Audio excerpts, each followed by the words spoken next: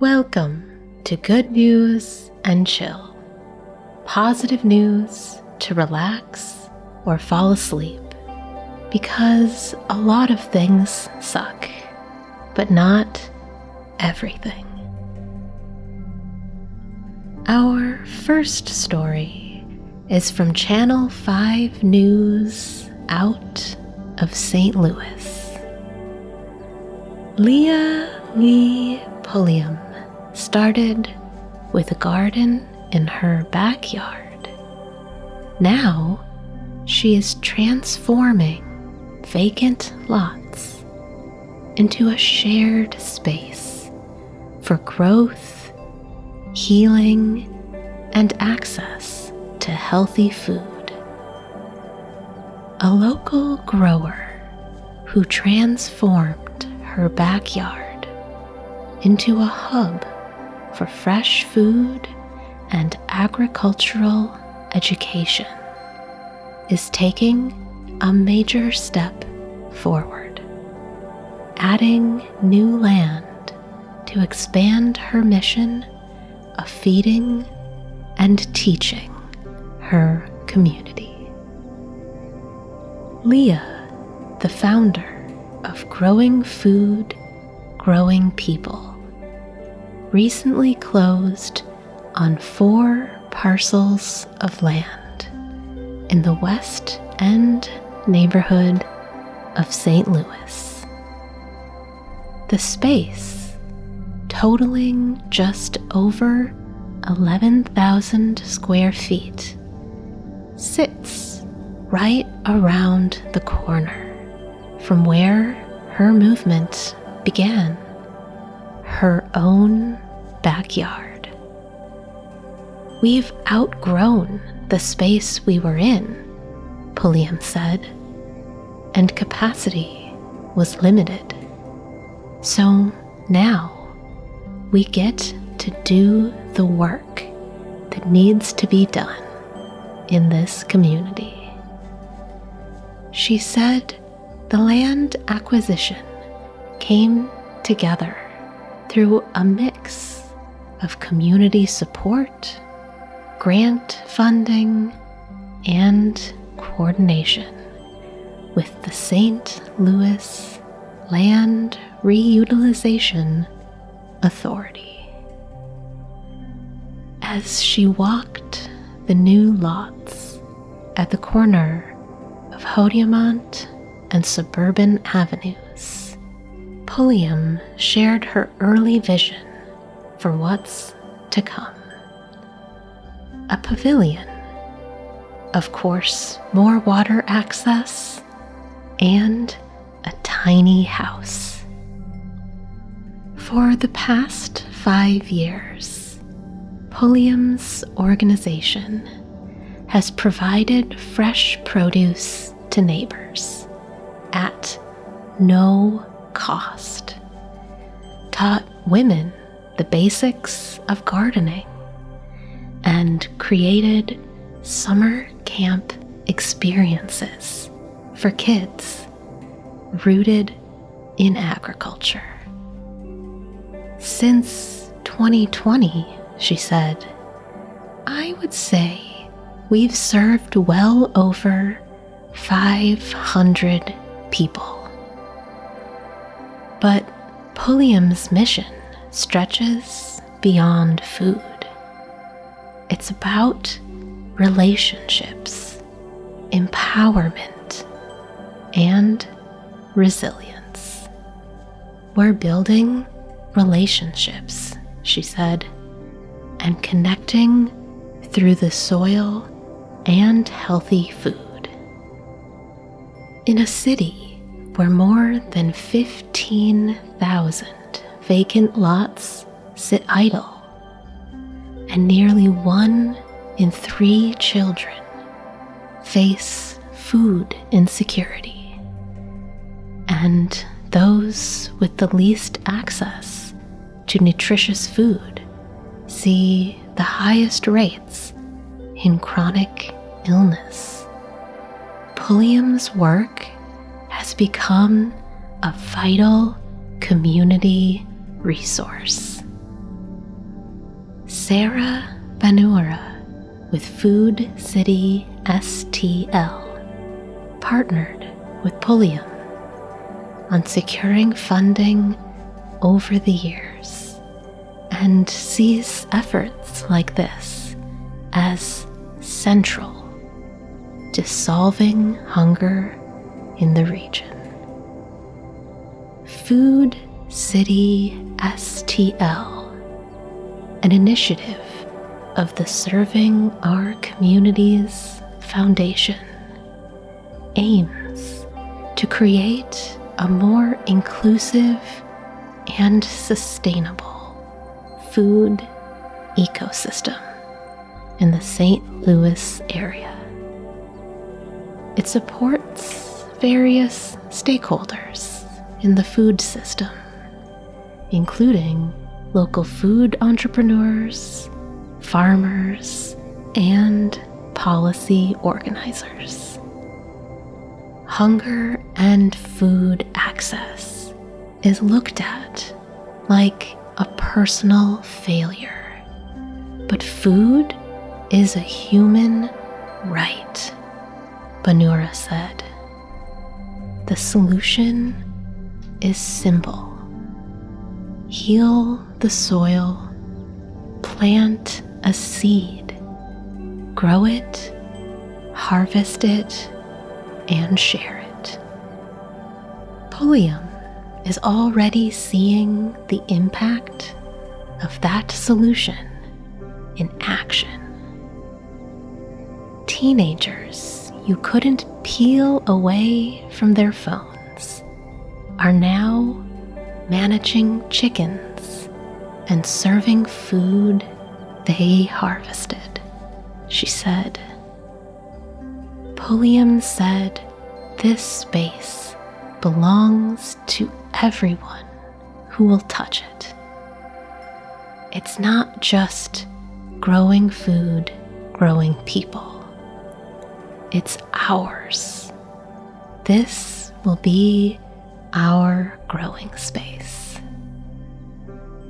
Pulliam's team is now prepping the land with plans to plant in the spring. And she hopes it becomes a model for what's possible on empty land across the city. And speaking of community land, a community group in Stroud have successfully raised £66,000 to purchase a local woodland.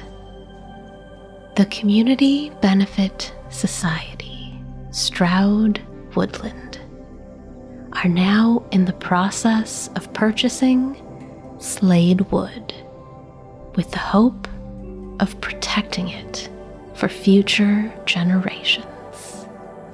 Slade wood forms part of a continuous woodland beginning above Summer Street and extending along the Slade Valley to Swift's Hill.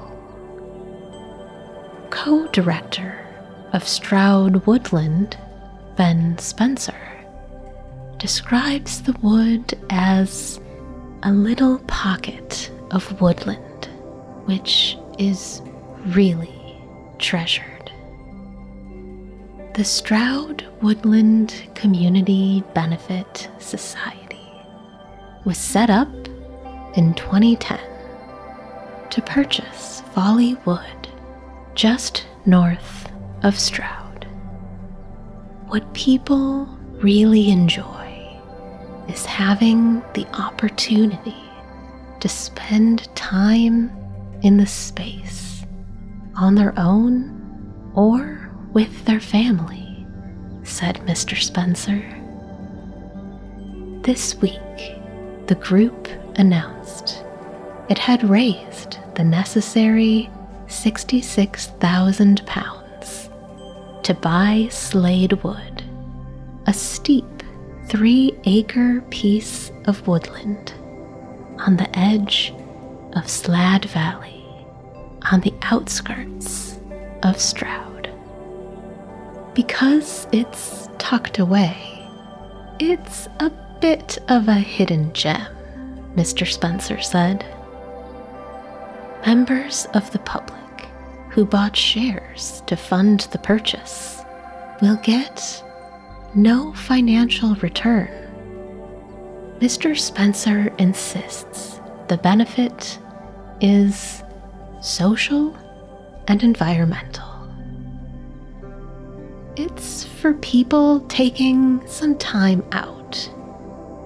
People locally have grown up and visited it over the years, as kids and teenagers, as well as parents of young children, he said. Once they have taken ownership of Slade Wood, the group plans to keep it open to the public, as it was under the previous owner. We thought there was a danger it could be bought privately and fenced off, with people no longer able to have access to the space, Mr. Spencer said. On the environmental side, the group points to successes at Folly Wood, where the creation of clearings and ponds has increased biodiversity. Next, also in the United Kingdom, we have a story from Good News Network about a pet parakeet finding its way home. The much-loved parakeet has been found in Dorset, England, after going missing from its London home more than 100 miles away. After having never left home before, the large, green, 7-year-old Alexandrine parakeet took off on a Sunday when his cage was left open during a family barbecue. They launched an extensive search for him in their neighborhood, leading to half of Islington on the lookout for the parakeet. Because he's never really flown before, other than around the house, we thought he'd be nearby, said owner Yanula Evangelou. We all went to bed that night devastated. We searched every street, knocked on every neighbor's door, put posters up, contacted every vet and pet shop. Everything you can think of, the 50-year-old explained.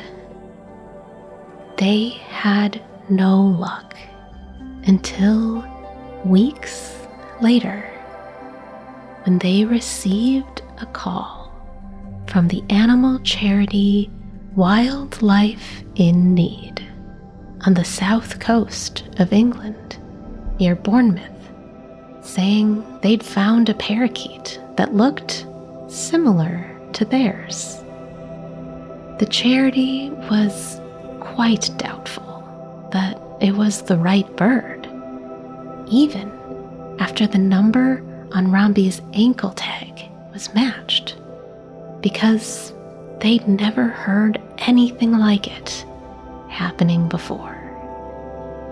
They were so incredulous that Evangelou had to keep sending photos and videos of the bird in order to convince them it was hers. It's a miracle, Evangelou told SWNS news agency. We're so happy that he's back. It's just so amazing. But we're baffled as to how he got to Bournemouth and his journey. We just can't wrap our brains around it. He's a domestic bird. It's believed that the bird, which is native to Southeast Asia, may have hitched a ride in or on someone's vehicle to get from the capital to the sunny south coast. Ms. Evangelou explained that during a family barbecue, they brought out their birds to join them, and while giving Romby some food, she must have inadvertently left his door ajar, and possibly scared by loud construction going on next door, he fled his cage. It was hot, she said, so we thought he would be bound to come down into someone's garden. The family later learned that the lost bird was brought into a charity, Wildlife in Need, in Dorset, after landing on a random woman's shoulder in a Sainsbury car park. We don't understand how he got to where he did. He traveled over 100 miles in the space of 6 days. That's unheard of, Ms. Evangelou said. The only way we will ever find out exactly what happened is if he tells us at some point, because he does talk, she joked. The woman who took him in said she would have loved to keep Romby, but she knew he had an owner. We drove for more than 2.5 hours the day after we got the call to pick him up. It was the best feeling in the world. We thought he was gone forever. The community was amazing. There were people out in parks at night, walking their dogs and looking for Romby. She says her sister, Shanice, is now even thinking of writing a children's book about his adventure called Bring Romby Home. He's such a loving bird, and he loves to dance, said Shanice. We were worried that a cat or a bird of prey would get to him, because he's obviously not very streetwise.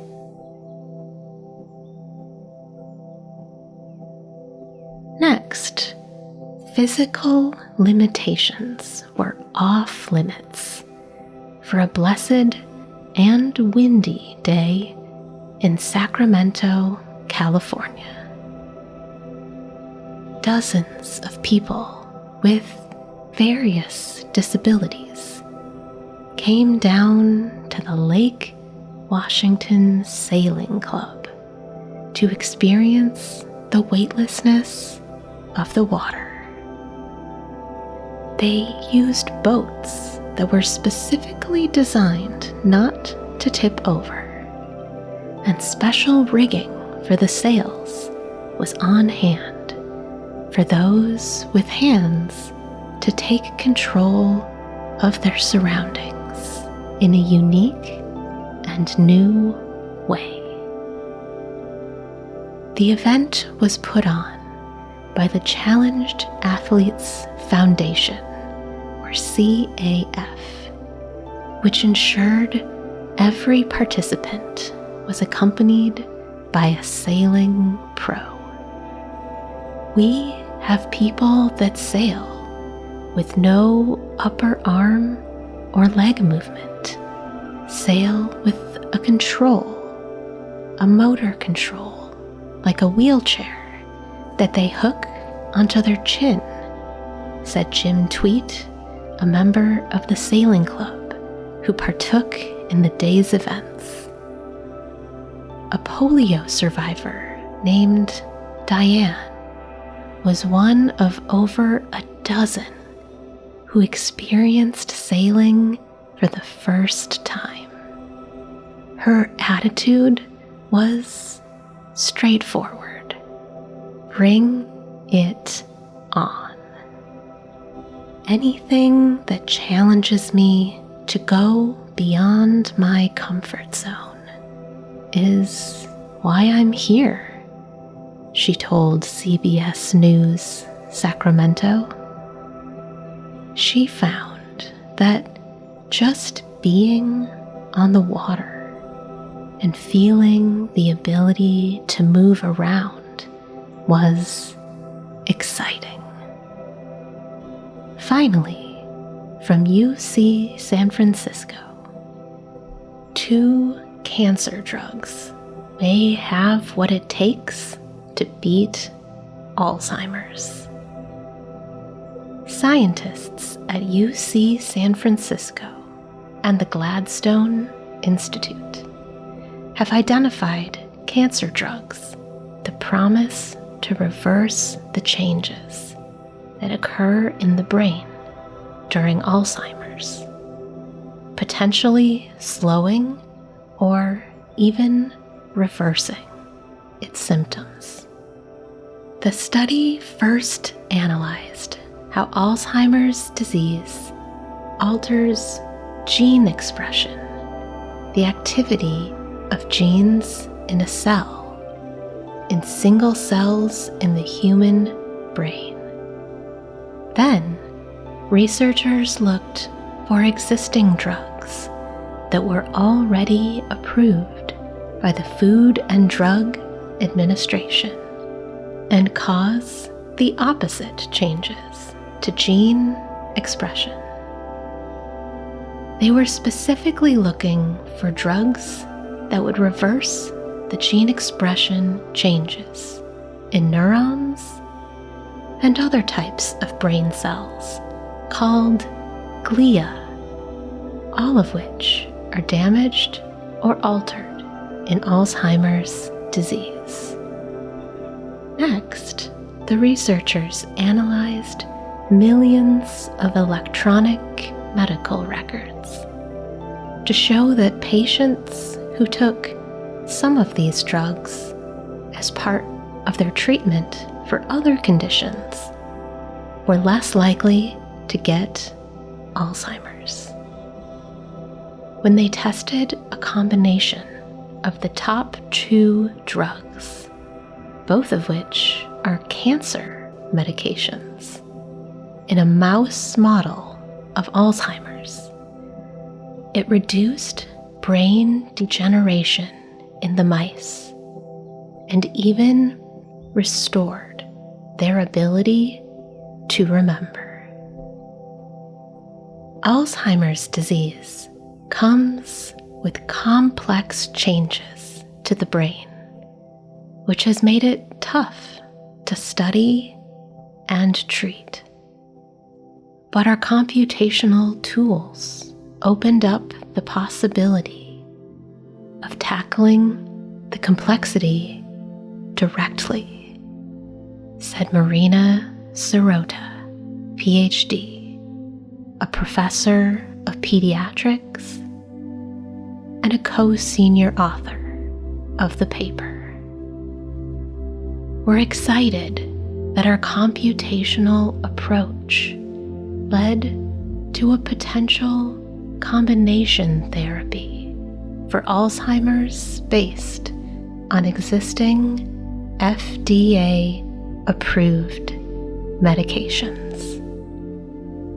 The findings appeared in Cell on July 21st. The research was funded in part by the National Institutes of Health and the National Science Foundation.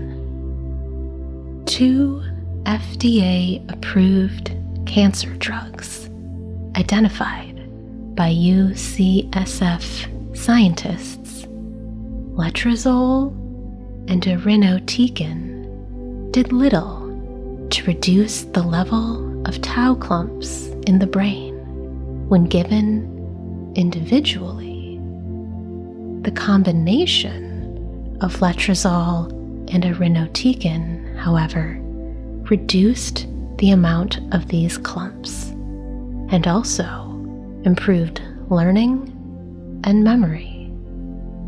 Data from patients and cells points to a new Alzheimer's therapy. Alzheimer's disease affects 7 million people in the US and causes a relentless decline in cognition, learning, and memory. Yet, decades of research have only produced 2 FDA-approved drugs, neither of which can meaningfully slow the decline. Alzheimer's is likely the result of numerous alterations in many genes and proteins that, together, disrupt brain health, said Yadong Huang, MD, PhD, Senior Investigator, and Director of the Center for Translational Advancement at Gladstone, Professor of Neurology and Pathology at UCSF, and co-senior author of the paper.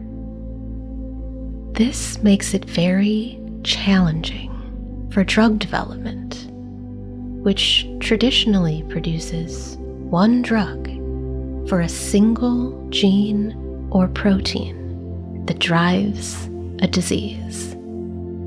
The rich data collected by all the UC health centers pointed us straight to the most promising drugs. The team took publicly available data from 3 studies of the Alzheimer's brain that measured single-cell gene expression in brain cells from deceased donors with or without Alzheimer's disease. They used this data to produce gene expression signatures for Alzheimer's disease in neurons and glia. The researchers compared these signatures with those found in the Connectivity Map, a database of results from testing the effects of thousands of drugs on gene expression in human cells. Out of 1,300 drugs, 86 reversed the Alzheimer's disease gene expression signature in one cell type, and 25 reversed the signature in several cell types in the brain. But just 10 had already been approved by the FDA for use in humans. Pouring through records housed in the UC Health Data Warehouse, which includes anonymized health information on 1.4 million people over the age of 65. The group found that several of these drugs seemed to have reduced the risk of developing Alzheimer's disease over time. Thanks to all of these existing data sources, we went from 1,300 drugs to 86 to 10 to just 5, said Ya-Chao Lee, PhD, a former UCSF graduate student in Sirota's lab, who is now a postdoctoral scholar at Gladstone and the lead author of the paper. In particular, the rich data collected by all the UC health centers pointed us straight to the most promising drugs. It's kind of like a mock clinical trial. We're hopeful this can be swiftly translated into a real solution for millions of patients with Alzheimer's. They chose 2 cancer drugs out of the top 5 drug candidates for laboratory testing. They predicted one drug, letrozole, would remedy Alzheimer's in neurons, and another, irinotecan, would help glia. Letrozole is usually used to treat breast cancer. Irinotecan is usually used to treat colon and lung cancer. The team used a mouse model of aggressive Alzheimer's disease with multiple disease-related mutations. As the mice aged, symptoms resembling Alzheimer's emerged, and they were treated with one or both drugs. The combination of the 2 cancer drugs reversed multiple aspects of Alzheimer's in the animal model. It undid the gene expression signatures in neurons and glia that had emerged as the disease progressed. It reduced both the formation of toxic clumps of proteins and brain degeneration. And importantly, it restored memory. It's so exciting to see the validation of the computational data in a widely used Alzheimer's mouse model, Huang said. He expects the research to advance soon to a clinical trial, so the team can directly test the combination therapy in Alzheimer's patients. If completely independent data sources, such as single-cell expression data and clinical records, guide us to the same pathways and the same drugs, and then resolve Alzheimer's in a genetic model, then maybe we're onto something, Sirota said. We're hopeful this can be swiftly translated into a real solution for millions of patients with Alzheimer's. That's all for today's Good News and Chill. Thanks for listening.